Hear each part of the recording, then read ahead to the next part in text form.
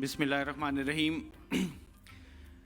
محترم ڈاکٹر ارشد احمد صاحب، vice chancellor Lahore university of management sciences, Faisal Dawood صاحب، member board of trustees LUMS, اساتذہ اکرام، اسٹاف ممبرز اور وہ ہونہار نوجوان مرد اور عورتیں، ہمارے والدین، السلام علیکم.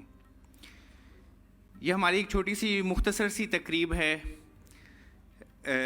جو school of science and engineering جو سید بابر علی صاحب کے نام پہ قائم ہے، ان اسٹوڈنٹس کو خراج تحسین پیش کرنے کے لیے اور اسٹوڈنٹ سے بڑھ کر ان کے والدین کو خراج تحسین پیش کرنے کے لیے یہاں ہم نے چھوٹی سی یہ تقریب منعقد کی ہے.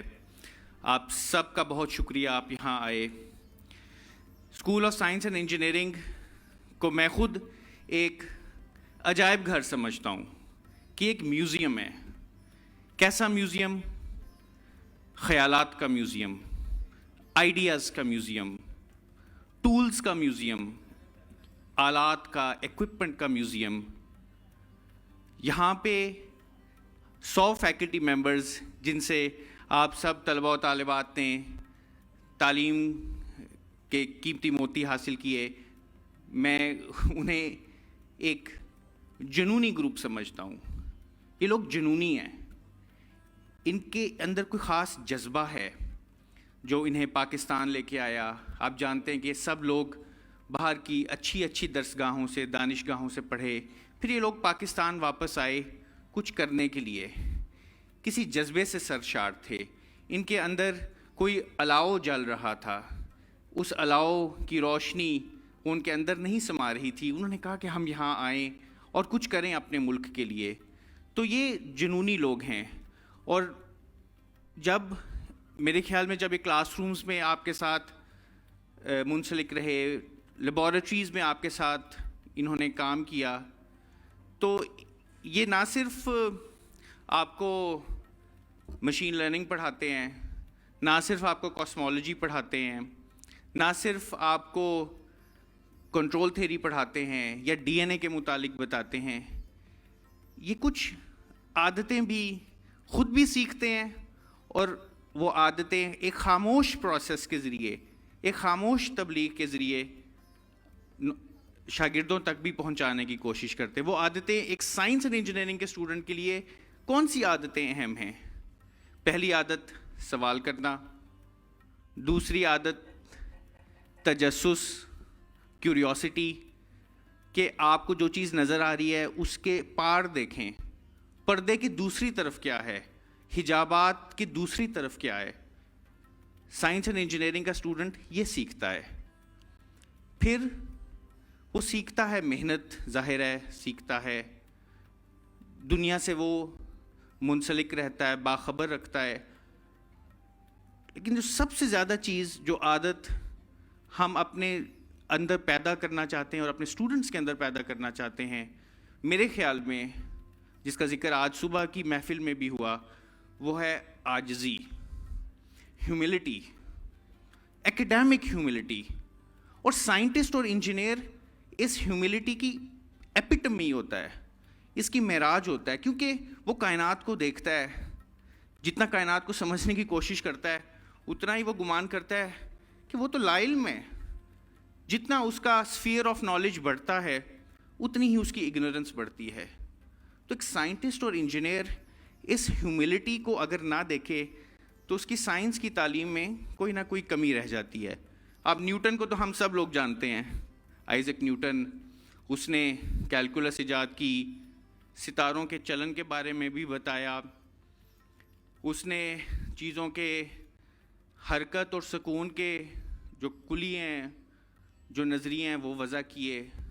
آج rocket James Webb space telescope اگر خلا میں جاتی ہے تو نیوٹن کے قوانین کو سامنے رکھ کے جاتی ہے.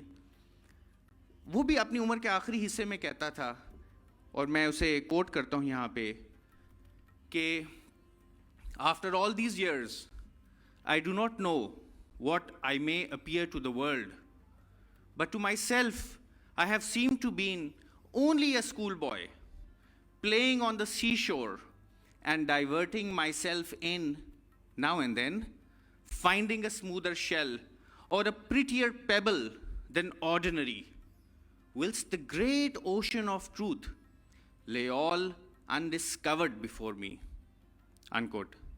اور علامہ اقبال نے کتنی خوبصورتی سے اس خیال کو اپنے چھوٹے سے 2 مصروں میں قلم بند کر دیا کہ علم کے دریا سے نکلے غوطہ زن گوہر بدست. علم کے دریا سے نکلے غوطہ زن گوہر بدست، وائے نادانی خزف چینے لبے ساحل رہا میں. تو آپ اب اپنی عملی زندگی میں داخل ہو رہے ہیں اور داخل ہو چکے ہیں. آپ نے مشکل وقت دیکھا، آپ نے خطروں سے کھیلنا سیکھا، کووڈ کے خطرے، آن لائن لرننگ کی ایک نئی جہت آپ کے سامنے کھلی. تو آپ خاص ہیں، بلکہ خاص الخاص ہیں. آپ ان خطروں کو اپنے لیے بوجھ نہ سمجھیں. ان خطروں سے آپ کی شخصیت، آپ کا من مزید مضبوط ہونا چاہیے. اور ہمیں پوری توقع ہے اور دعا ہے اللہ سے کہ آپ شکر گزاری کا جذبہ لے کے یہاں سے نکلیں. 2 کروڑ بچے اس ملک میں اسکول جانے کی عمر کے ہیں لیکن اسکول نہیں جاتے.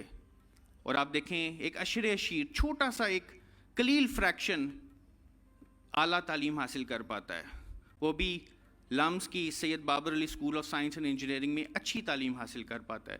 تو شکر گزاری کے جذبے سے نکلیں، والدین کا شکر ادا کریں، والدین کے ساتھ اپنا رابطہ بڑھائیں، معاشرے کے ساتھ اپنا رابطہ بڑھائیں، اور نوجوانوں کے ساتھ اپنا رابطہ بڑھائیں اور کچھ کر گزریں.